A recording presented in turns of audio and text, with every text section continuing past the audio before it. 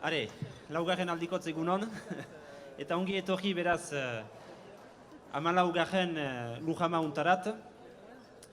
Bon, placer handi batek ilan eta nunbait ahotasun zerbaitek ilan ere, aurtengo Lujamari hasiera emaiten dakot. Egia da Lujama abentura polit bat dela, baina abentura kolektibo bat eta sentsua duen abentura bat.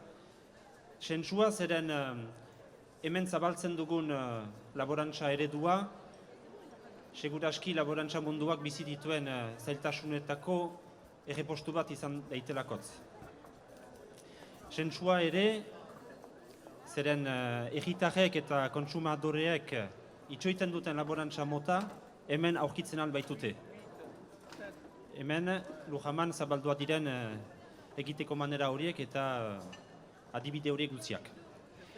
Eta sentsua ere badu Lujamak, gaur aurten bezalako klima gaia johatzea hautatzen dugularik, gure ustez, klimaren desafio nagusiari aurre egiteko eta klima hosteko laborantza iraunkor eta errikoia plantan ezagri behar delakotz. Eta guk eskualegian, gure saren bidez egunerokotasunean altsatu edo sutik ezartzen saiatzen dugun laborantza mota hori. Lujama abentura kolektibo bat da. Hainiz jende mugitzen da Lujama kausitzeko, eta urte guziz bezala, hasiko naiz ehunka beren energia eta denbora emaiten duten pertsona horiek eskertuz. Aurten edizio berezi bat da, potolo bat, gau bat gehitu dugu igande ahatxarek ilan, eta beharrak handitu dira ere bai, 800 laguntzaile kondatzen ditugu aurtengoan, eta hori, zinez azpimarragarria da, eta beti erraiten dut laguntzailerik gabe ez liteikela Lujama. Eta kausitzen baginu ere laguntzailerik gabe Lujama egiten, ez liteike Lujama, ororen buru. Milesker ere, nolaz ez, beti onduan eta sustenguz hor ditugun erakundeak. Lehenik eta behin Miarritzeko herriko etxea azpimarratu nahi dut. 8. urtea da berriz ateak eta besoak zabaltzen dauzkigula. Egia da gu loriatuak girela hemen ba leku untan Lujama antolatzea, ba antolakuntzan dugun partaidetzarik ilan. Eta 8 urte errandut hemen girela, nik gaur berian txinan ezake ondoko 8 urteren dako. Gero, badira ere beste erakundeak, ez direnak behar bada beti lehen lehoan agertzen edo aintzinean biziki emanak, baina hor direnak fidelki eta janezake beharrez ere beti laguntzaile. Hala nola Eskolegiko Herri Elkargoa, departamendua eta Akitania Berriko eskualdea. Haiek ere, aurtengoan berriz hitza emanen diegu, zeren partaideak bai gira eta nahi ginozke ere azpimarratu ere dugun elkarlan hori. Aurtengo berezitasunetan biztan dena dakizuen bezala nafartarrak hor ditugula, nafartarrak, anaiak, auzoak,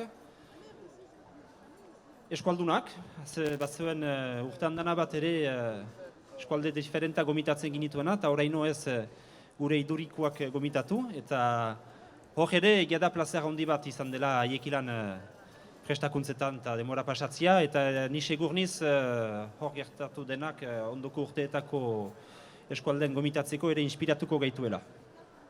Beraz, baliazizte, badute beren espazio bat hor merkatu gunean, badituzte norlazez mozkin biziki gustagarriak eta interesgarriak, eta hemen aurkitzen ez direnak, irriz, lekadun, zereal, oliba, pekioz, eta nik dakita zer, baina bada gauza interesantik ikusteko, zoazte otoi aier bisita bat emaitea.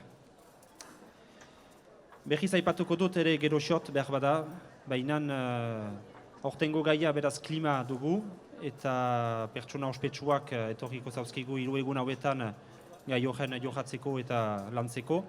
Eta hauetan nagusiena berdin Goxama Valeri Mazon Delmot anderea.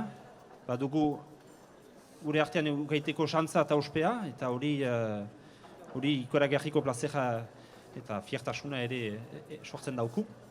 Eta gero Piero Sardo, beraz Slow Foodeko kolendakaria, behar bada entzun duzuen bezala, baina osagarri arazo batzuengatik ezin duena bidaia egin, eta bere ordezkari bat igorri daukuna Nano Anderea. Beraz gero, estrenatik landa, behar liteik efite egin estrena, oso txarraniz ariketa hortan, baina gero konferentzia zuzenean segituko da bi aditu horiek ilan. Hitz bat frantsesez gaiari lotua, zerbait idatzi baitut. Cette année, nous travaillerons le thème du climat. Comme vous le savez, c'est un thème d'actualité, un thème que je qualifierais de brûlant. Il semblerait que dans nos pays occidentaux, la prise de conscience du changement climatique soit en cours. Les décideurs aussi, de tous bords confondus, se saisissent de ce sujet. D'un point de vue planétaire, ce n'est pas franchement le cas. Et malheureusement, particulièrement par des dirigeants de pays fortement néfastes dans le domaine. Mais pas de doute, une mobilisation internationale est en cours, tel un vent nouveau qui dissipera la pollution. Quel dommage que nous ne soyons pas 30 années plus tôt. À l'époque des premiers constats du GIEC ou bien des premiers sommets du climat. Quelle perte de temps et quel gâchis. Aujourd'hui, nous sommes au pied du mur ou au bord du précipice. Nous savons que le temps et nos émissions nous sont comptés avant des seuils d'emballement, de bouleversements incontrôlables ou des points de non-retour.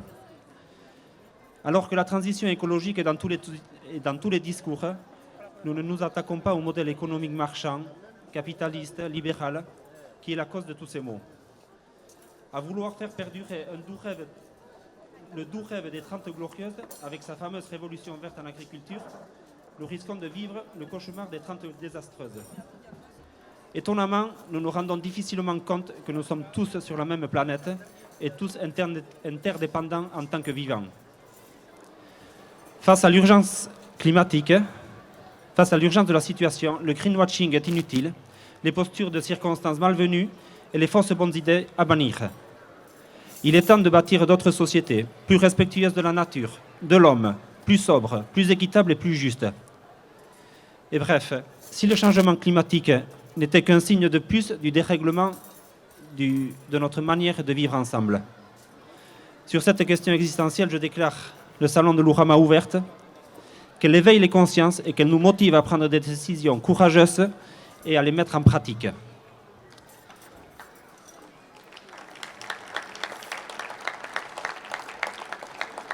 Beraz, hitza emaiten du lehenik Benake jaunari, Erriko Etxearen izenean, eta gero Etxegarrai jauna, Lazer jauna, eta Angie Sainte-Marie ere bai uste dut.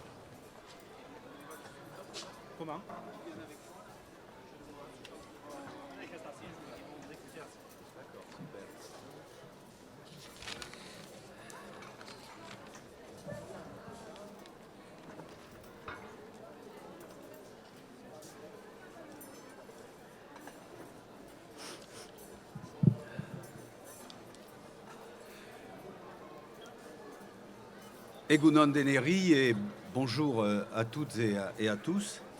Je veux d'abord souhaiter une très chaleureuse bienvenue, une bienvenue un peu humide aujourd'hui à l'Ourama, cette nouvelle édition de l'Ourama, cette ferme du Pays Basque qui chaque année se retrouve dans cette halle d'Irati. Bienvenue aussi à la Navarre qui est aujourd'hui l'invité de l'Ourama pour cette nouvelle édition. Bienvenue à Valérie Masson-Delmotte qui nous fait l'honneur de sa présence et bienvenue à Slow Food qui est représenté par Paola Nano. Merci d'être là, madame. Et avec les vœux de prompt rétablissement que vous pourrez transmettre à Piero Sardo, bien évidemment, qui ne peut pas être là parmi nous. Moi, je voudrais rappeler, et c'est toute l'importance de la présence de l'Ourama, quels sont les messages que nous adresse et que nous envoie l'Ourama. Le premier de ces messages, c'est qu'il existe en Pays Basque, dans l'économie du Pays Basque, une agriculture forte, une agriculture moderne, une agriculture puissante, et que cette agriculture, elle contribue à l'économie générale de notre territoire. et que la nouvelle organisation de ce territoire, et je pense que le président Etchegaray en parlera tout à l'heure, fait qu'il faut donner à cette agriculture encore davantage de chances de progresser, de se développer et de réussir. Elle est animée par des agriculteurs qui sont compétents. Elle produit des produits de grande qualité, véritablement. Donc ça, c'est une chance pour le développement de notre territoire. Et c'est le premier message de l'URAMA, de rappeler l'existence de cette agriculture forte en Pays Basque. Le deuxième message de l'URAMA, c'est l'agriculture paysanne.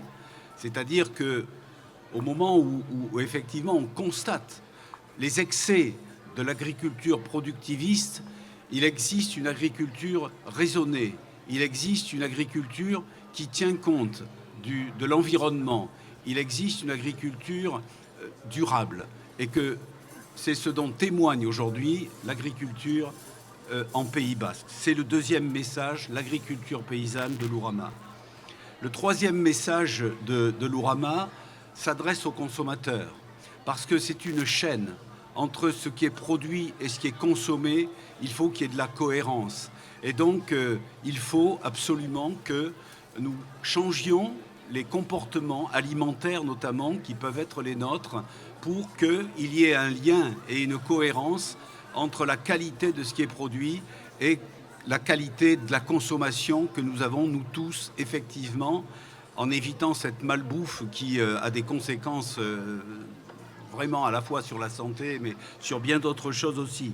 Donc c'est le troisième message, la consommation, qu'il y ait un lien entre la qualité de la production et puis la qualité aussi de ce que nous consommons. Et il y aura d'ailleurs dans cette session, dans cette édition, beaucoup de choses sur la question alimentaire. Et puis il y a peut-être deux autres messages, moi, auxquels je suis sensible de l'URAMA. Le premier, c'est le climat. On vient d'en parler. Effectivement, c'est une question tout à fait centrale, un enjeu dont on sait qu'il est aujourd'hui extrêmement important. Donc le défi climatique, nous le constatons, nous, tous les jours aujourd'hui, que ce soit dans ces ruptures climatiques auxquelles nous assistons ici, en Pays Basque, avec tout d'un coup ces changements tout à fait extraordinaires de température, de pluviométrie, de climat. Nous avons véritablement un dérèglement que nous pouvons constater directement, nous, sur notre territoire. Et puis en même temps, d'autres éléments, moi je pense à Biarritz, au risque de submersion que nous enregistrons, qui sont des éléments nouveaux. Nous avions l'habitude de l'aléa érosion, nous avons aujourd'hui l'aléa submersion, quand il y a des mers extrêmement fortes, extrêmement violentes, avec une houle qui commence à surgir à des kilomètres presque à l'horizon. Eh bien oui, il y a là, nous devons nous protéger de ce nouvel aléa de submersion. Donc c'est le message du climat, et le climat c'est la vie, le rappelle l'URAMA. Eh bien ce message-là, il faut bien sûr que nous l'enregistrions. Enfin, et je finirai par là parce qu'on nous a demandé d'être bref, le dernier message de l'URAMA, c'est de transmettre tout ça aux enfants.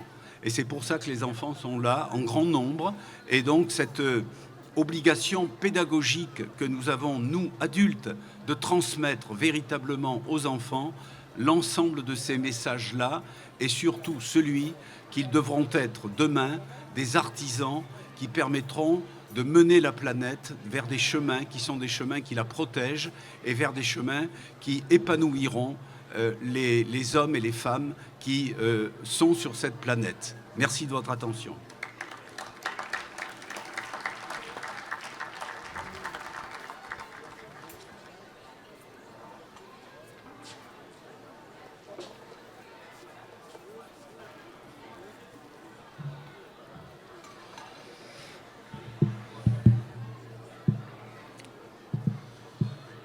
Jaun Andreak Egunon. Bonjour à toutes et bonjour à tous. On nous a demandé d'être bref, je promets de l'être. L'URAMA a décidé cette année de placer ces journées sous le thème du climat. C'est courageux de la part du monde agricole que de mettre sous le thème du défi climatique la question agricole. Oui, mais nous sommes en Pays Basque. On vous écoutera, Madame Delmotte tout à l'heure, Masson Delmotte tout à l'heure, dans votre conférence. Vous comprendrez assez rapidement qu'ici, les choses ne sont pas comme ailleurs. Et que les agriculteurs n'hésitent pas, en tout cas les promoteurs du salon Lourama, à poser les véritables questions du moment. Le président a dit il y a quelques instants, nous vivons dans le monde agricole une crise existentielle. Je crois que c'est le mot. La question est de savoir s'il faut faire la guerre aux agriculteurs, ce greenwashing dont on parle partout, ou s'il faut accompagner le monde agricole dans ses mutations. Des mutations qui sont évidemment complexes. Le monde agricole a décidé de s'organiser, ici, au Pays Basque, pour un vrai projet de société, un vrai projet politique. Et si la communauté d'agglomération, assez récente encore, qui n'a pas 3 ans et que j'ai l'honneur de présider, a mis au cœur de ses politiques publiques la politique agricole, mais dans toutes ses acceptions, y compris la question délicate dans notre région du foncier agricole, avec, comme chacun sait, l'attractivité de notre territoire, c'est que nous avons considéré qu'il fallait se doter de tous les moyens pour lutter. Parce que s'il n'y a pas une politique volontariste, dans ce domaine, il n'y a pas de politique. Alors, oui, nous avons depuis fort longtemps considéré qu'il fallait que nous soyons présents dans un certain nombre de domaines et nous avons lancé depuis ces 2 dernières années un certain nombre d'actions dans ce domaine pour inviter la profession agricole à entrer dans une démarche d'expérimentation, dans une démarche d'innovation, ce qui nous a amené d'ailleurs à créer des appels à projets sur ces thématiques-là précisément. Et nous avons d'ailleurs récemment délivré un certain nombre de prix pour les fermes innovantes et expérimentales, pour les nouveaux produits et les nouvelles filières, tout comme donc pour d'autres actions que l'on souhaitait effectivement mettre en avant. Alors oui, la communauté d'agglomération doit accompagner l'agriculture durable du Pays Basque à relever justement les enjeux climatiques au travers de toutes les subventions qu'elle a ou qu'elle aura l'occasion d'accorder par des conventions, par des actions de partenariat ou via les appels à projets dont je parlais il y a un instant. Nombreux sont les acteurs qui, ici même, à Lourama, sont présents et parmi les exposants ou les participants et qui contribuent déjà à cette agriculture et qui bénéficient de cet accompagnement. Je pense, par exemple, mais c'est une simple illustration, le développement de l'agriculture biologique et durable comme blé, le développement de la vente de produits fermiers en circuit court comme la FPB, Idoki, tout comme aussi le soutien aux races et espèces locales comme le quintois, Buru Belsa, l'abeille noire, Erle Belsa ou la châtaigne, Gastaina. Et puis différentes démarches que l'on connaît déjà de qualité locale comme les AOP du Pays Basque, Iroulegui, Piment d'Espelette, Osso Irati, Quintoa, ou les démarches aussi plus récentes quelquefois des filières émergentes comme la cerise d'Issassou, Chapata ou le maïs Grand Roux, ou de relocalisation comme la démarche Helico ou enfin la filière huile végétale de Nousté et Kilili. Alors, tout ça montre que nous avons déjà ouvert des dossiers, que nous avons déjà exploré quelques pistes. Et c'est dans cette direction qu'il faut aller. Mais on aura compris aussi que si un territoire souhaite avoir une véritable politique efficace, donc volontariste, elle se doit aussi de se doter de moyens. Il y a un an, j'avais annoncé la volonté qui était la nôtre au sein de notre communauté d'agglomération Pays Basque de créer un organe type office public de l'agriculture et de l'alimentation. Nous avons avancé sur ce dossier. Les études ont déjà été lancées. Les juristes qui doivent travailler, parce que ça pose un problème de droit, enfin une question de droit, qui n'est pas un vrai problème d'ailleurs à mes yeux, mais en tout cas une question de droit qui doit être analysée sous le double angle du droit public et également du droit rural. Les conclusions de cette étude vont nous parvenir très prochainement. Évidemment, il ne s'agit pas de faire le bing-bang de l'organisation administrative ou juridique de la profession agricole. Il s'agit simplement d'aller au plus près des territoires pour régler les problèmes du moment et sans pour autant remettre en cause les grands équilibres, qu'ils soient juridiques ou politiques. Voilà pourquoi, et je termine là-dessus, la communauté d'agglomération, qui a aussi la compétence de la transition écologique et énergétique, et qui se doit aussi, au titre de cette politique publique majeure, parmi les 20 autres que nous avons aussi, eh bien, se doit, la communauté d'agglomération, à trouver les meilleurs moyens, les meilleurs outils, les meilleurs mécanismes qui permettront de faire valoir sa politique dans ce domaine aussi essentiel que celui de l'agriculture, parce que l'agriculture aussi, c'est la terre qui nous a nourris, c'est la terre qui nous a élevés, et c'est encore notre référence fondamentale. Je vous remercie.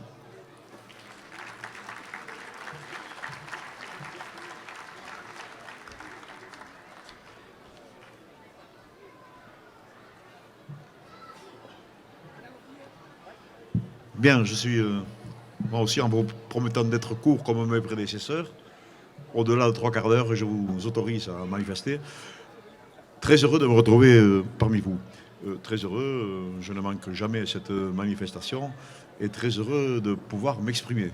Je le dis à l'intention des organisateurs avec lesquels nous avons pas mal échangé ces jours derniers. Et si j'avais, comment dirais-je, manifester le souci, le désir de m'exprimer, c'est parce que je considère que nous sommes, mais véritablement, à un moment particulier dans l'évolution de la société et dans les projets que l'on doit nourrir par rapport à l'agriculture. Ce que je puis vous dire, c'est que après, et je démarre souvent mes discours, mes communications sur ceci. Après avoir connu, je parle du département, des périodes institutionnelles, d'incertitude, de recherche de bon calage, ce qui nous a procuré, bien entendu, pas des difficultés, mais des fois certaines gênes pour nous exprimer et pour définir nos politiques.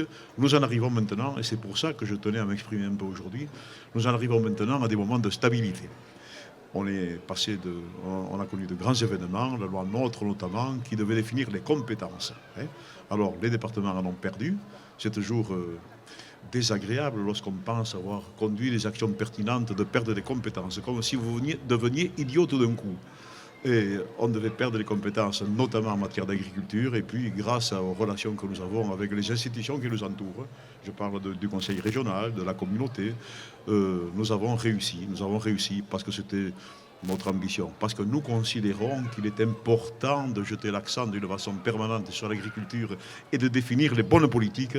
On a trouvé, disons, des éléments d'intervention que je vais essayer de vous décrypter. Ce n'est pas simplement pour dire ce que nous faisons, mais c'est davantage une invitation au partenariat et au travail en commun. Nous avons notamment, monsieur le représentant de la région qui était là à l'instant, Sainte-Marie, passé des conventions avec le conseil régional, ce qui nous autorise donc à intervenir d'une façon tout à fait officielle en matière d'agriculture. Nous avons, Jean-René, passé des conventions avec la communauté d'agglo sur un plan économique, mais ça déborde également sur des initiatives de caractère agricole. Et nous avons décidé de consacrer des budgets parce qu'au bout du compte, toutes les belles intentions, tout ce qui est, comment dirais-je, discours, si ça ne s'accompagnait pas d'efforts financiers importants, nous consacrons chaque année plus de 5 millions d'euros pour l'agriculture. C'est pour vous dire que ça fait partie toujours de nos soucis, comme des soucis des personnalités qui sont ici, des soucis du département.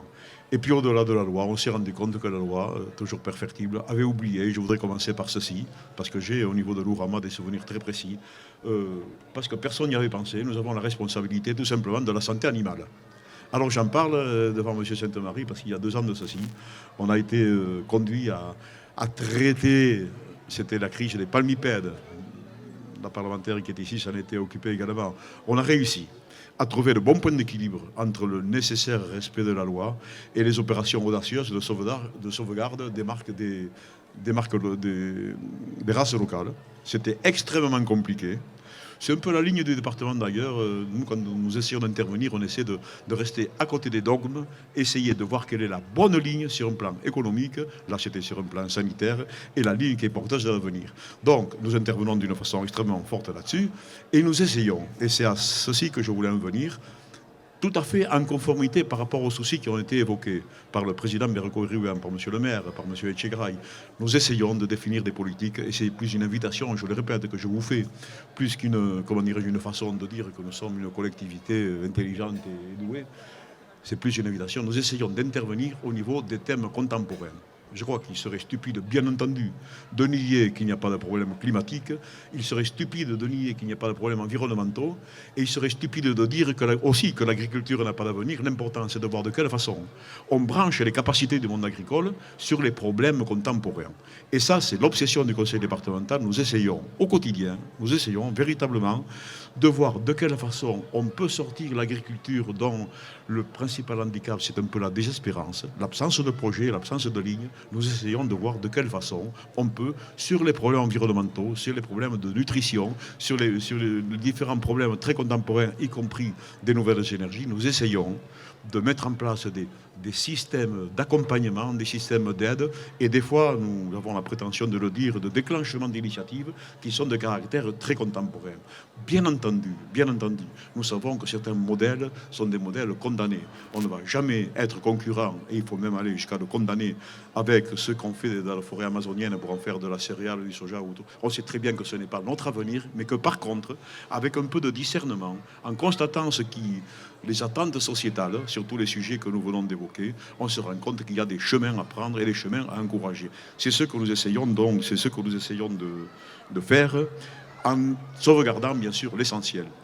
Les compétences que nous avons acquises nous permettent de continuer d'aider à l'installation. Nous avons toujours des dizaines et des dizaines de jeunes qui s'installent dans ce département. Non seulement ce sont des aides financières, mais ce sont des signes d'espérance qui sont déclenchants au niveau des vocations et de la confiance qu'on peut essayer de fabriquer dans ce monde qui en manque terriblement. Toute une série d'opérations que je ne vais pas énumérer, en partenariat, en complément. Et nous essayons également d'apporter un peu d'originalité à notre action. Nous sommes très heureux de voir, nous ne sommes pas les seuls bien entendu, de voir ce que l'initiative Manger Bio et Circuit Court produit comme effet positif. Nous avons dans ce département des dispositifs qui sont extrêmement opérationnels, plus de 130 établissements maintenant qui sont en Manger Bio ou en circuit court. D'ailleurs, il faut beaucoup de discernement. Le manger bio n'est pas forcément la garantie du circuit court. Il faut bien entendu marier les deux. Le bio n'a aucune signification si ce n'est pas la production de circuit court. S'il faut faire du bio qui vient du Brésil ou d'ailleurs, on peut en discuter à perte de vue, mais c'est davantage, comment dirais-je, une accroche commerciale et séduisante qu'une réalité qualitative et économique. Nous sommes... Parce que notre obsession, c'est aussi de traduire en travaux pratiques et en réalité les principes que nous défendons. Nous sommes très engagés au niveau du manger bio. Le résultat, bientôt 200 établissements, nous avons tous les collèges, un contrat avec les communes de ce département, près de 200 fournisseurs. La grande interrogation il y a quelques années, et c'est pour ça qu'on s'y est impliqué, c'était de dire jamais la production ne sera exact au rendez-vous, non pas en volume, mais en méthode de livraison, en capacité d'approvisionnement régulier. Quand on demande à nos directeurs de cantine dans les collèges de faire ce travail, et ils sont enchantés, il faut qu'ils s'adossent bien entendu sur une production qui s'est organisée, et c'est pour cette raison que jamais on ne doit oublier l'aide à la production qui a été remarquable dans ce domaine-là, d'une production éparse, diffuse. On en arrive à avoir en face de nous des producteurs organisés, c'est très bien, sans oublier bien entendu les accompagnements qu'on peut leur apporter sur la création de leurs propres ateliers et rationalité économique, mais également socio-sanitaire. Ce que nous essayons de développer, c'est la mise en pratique des idées qu'on essaie, sur lesquelles nous tombons d'accord. Nous avons considéré également qu'il ne fallait pas oublier, et là je suis très heureux du partenariat qui s'est engagé, l'agriculture difficile, l'agriculture de montagne et le pastoralisme. Il y a beaucoup de personnes ici qui représentent la zone montagne. L'idée que l'on s'en fait, c'est que la montagne et les régions difficiles doivent aussi se déculpabiliser et considérer que ce ne sont pas en permanence les transfusions de financement public qui seront la solution. Nous avons la conviction qu'il y a une réalité économique dans ces zones-là, une réalité économique qui correspond en termes de production exactement à ce qu'attend la société. Qualitativement, quantitativement et au niveau des circuits courts. On a un grand projet, donc on est très bien accompagné par les différentes institutions sur l'agriculture de montagne qui a produit, et je voudrais m'arrêter ici, faire une incise particulière sur ceci, qui a abouti donc au dépôt d'une candidature, et nous avons obtenu donc la reconnaissance TIGA, territoire innovant de grande ambition. Alors je vous en parle parce que finalement, les thématiques pour lesquelles nous avons été retenus correspondent exactement aux soucis manifestés, notamment au niveau de l'Ourama. Initiative et de grande ambition, nous avons donc orienté. Hier soir, nous avions le premier exposé de toutes les entreprises qui ont des projets qui vont démarrer. Il y en avait plus de 20 d'ailleurs. Nous avons donc orienté les actions que nous allons conduire, près de 25 millions d'euros d'aide à l'appui qui viennent de l'État par l'intermédiaire de la Caisse des dépôts et consignations. On va travailler les énergies renouvelables, et ça aussi c'est une invitation que je vous fais. Il y a eu jusqu'à maintenant, de mon point de vue, pas suffisamment de dossiers venant du Pays Basque, en tout cas c'était l'illustration qu'on a eue hier soir, les énergies renouvelables, bien sûr tout l'aspect alimentaire, et quelques initiatives qui ont fait l'objet de dépôts de dossiers sur des productions qui ne sont pas complètement nouvelles. Il y avait hier soir des producteurs de lin, il y avait hier soir des gens qui font également dans le numérique. Nous avons une société qui s'installe dans le département et qui propose aux bergers qui sont à 2000 mètres d'altitude de la solution numérique. C'est la rupture significative de leur isolement. Vous voyez ce que des actions collectives peuvent donner lorsqu'il y a des candidatures et lorsqu'il y a véritablement une ambiance qui est créée autour des porteurs de projets. Alors, moi, je voulais vous le dire aujourd'hui, c'est pour ça que j'étais heureux de venir. Nous avons sur la plupart des sujets qui vous préoccupent, des points de jonction à faire, c'est en tout cas, je le répète, l'invitation que je fais, sur des sujets très importants. Je considère que, notamment sur les nouvelles énergies, sur la biomasse, on a beaucoup de choses à réaliser. Et nous avons devant nous des porteurs de projets qui ont, vous les connaissez d'ailleurs, grandeur nature, des modèles à proposer, y compris à la petite agriculture. Nous avons un sujet que nous voulons développer, sur lequel nous avons des grosses difficultés, notamment par rapport à l'administration en général, qui est, voilà, vous la connaissez, assez complexe en France, c'est sur la petite hydraulique. Nous avons des réserves, des gisements d'initiatives à prendre dans ce domaine-là. Et bien entendu, sur le solaire, mais là, j'enfonce sur la porte ouverte en évoquant ceci. Ça va être un chantier très important que nous allons lancer, un chantier qui s'est concrétisé par de réels dossiers qui sont déposés et assortis de financements publics qu'on a eu la chance d'acquérir. Voilà, j'en arrête là. Simplement pour vous dire que si le département est heureux de prendre la parole aujourd'hui, c'est pour vous réaffirmer que il faut toujours essayer de se relever, réveiller le matin, d'être très attentif par rapport aux problèmes de société et aux problèmes contemporains et de difficultés du moment, essayer d'en faire des leviers de développement. C'est une très grande ambition qui demande, premier ingrédient, qu'on ait la capacité de se parler, de discuter ensemble, ça commence par là aussi, qu'on ne s'arc-boute pas en permanence sur des dogmes. Si en matière de santé animale on s'était appuyé sur des dogmes ou des directives toutes faites, jamais on aurait sauvé les races locales, qu'on ait les capacités de s'entendre, de s'écouter, de trouver le chemin souvent étroit, mais il n'y a que le dialogue qui peut y arriver, et de manifester nos volontés. On connaît dans ce pays les pesanteurs qu'il peut y avoir, les schémas tout faits, les volontés qu'on veut nous imposer et les fausses solutions séduisantes sur un plan intellectuel et inapplicables au niveau du concret. Moi je vous invite, je vous suggère, allez, voilà, de participer à ce grand débat que nous avons, que nous avons la prétention, l'intention d'ouvrir, en étant bien entendu persuadé de la richesse du partenariat. Je vous remercie.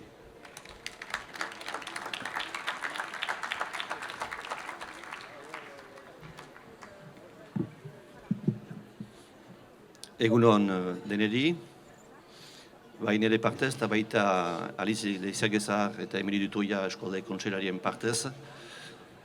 Egunon Andere eta Autetxi jaunak. Lehenik erarazi behar ditut Alain Rousset eskolde kontseiluko lehendakariaren agurrak zuei deneri. Ez baita gurekin izaiten ahaleguna. Ene aintzinek Autetxi guziek erran dute labur iren zutela, baina hain luzeegi egin dute. Beraz, ni entxeatuko niz labur biltzen, edo egin ala labur egiten. Agurrak elaztearekin nahi dut ere agurtu eta ongi etorri bero eta berezia egin Valeri Masson Delmoteri. GIEK-eko lehendakari ordeari. Zertarako, zer eta guk eskualde kontseiluan finkatzerakoan bestelako laborantza eredu bateri buruzko hainbat plano, bai aklimatera, bai neotera, baita 10 urtez bultzatu nahi dugun laborantza biologikoaren eredua, ontzat eta garantzitsuzat hartu ditugu GIEK-en idazkiak eta txosten guziak. GIEK-eko bai klimatologo, baina baita ere sozioekonomista guzien txostenak, gurentzat garantzia handia dute, eta aipatu dituzten 3 plan horiek finkatu ditugu zuen ekarpenari esker.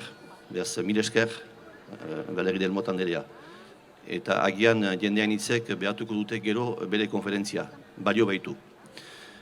Alatak guziz ere, ohartzen ni eskualde kontseiluan, badirela oraindik hautetsiak, klimato septikoak direnak, eta argiki, beldurrik gabe erraiten dutenak.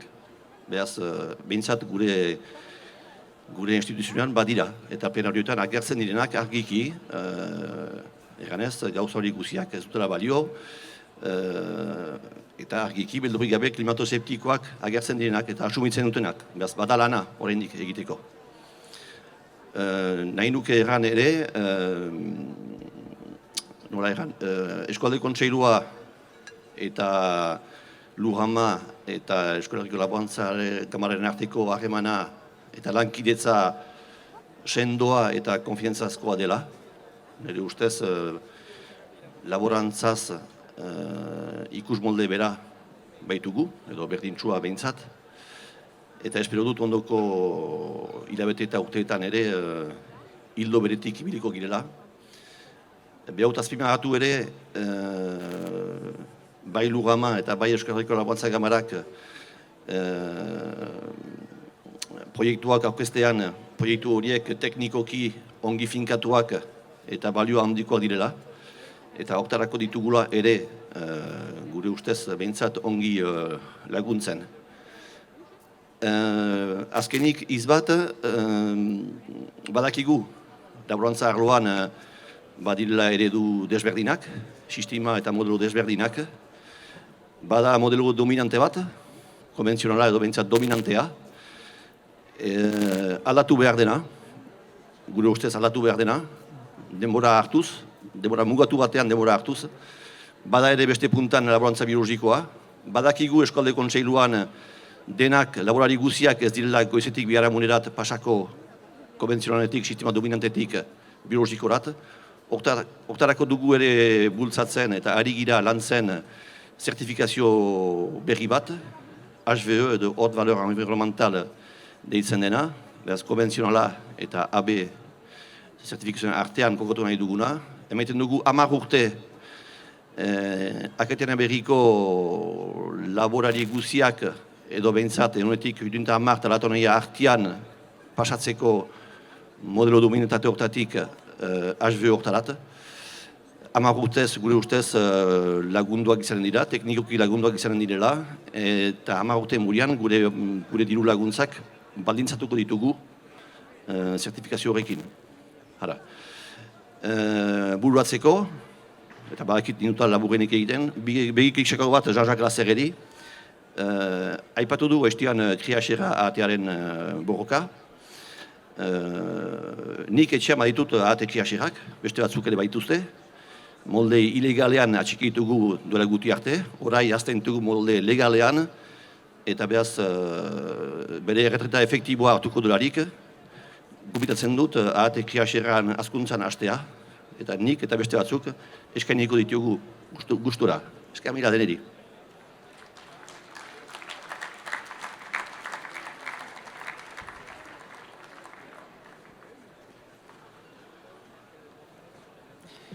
Mil esker deneri, beraz, abiatia dugu Lujama, mil esker hitzartze labur eta ez hain labur horiek, baina denbora aldetik ez gira hain gaizki.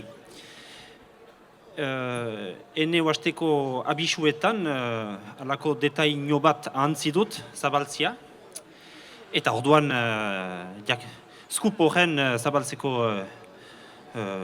hori badut. Eren egun Laborantzako ministeritzatik telefon dei bat izan dugu. Hala nola Didier Guillaume ministroak nahi zuela bihar Lujamatik itzuli bat egin. Eta erran diogu etzela arazorik. Eta espresainiz, baina plazer handirek ilan errezibitzen dugu. Eta, informazione ez harina, eta Lujamak egiten duen lanarentzat eta gibilean den eskolegiko laborantza ganbara eta japitze sareak egiten dugun lan guzi horren errekonozimendu baten keinu bat bezala hartzen dugu hasteko bere bisita eta beraz bihar 11 terditatik, 11 terdi arte hemen gaindi izanen dugu.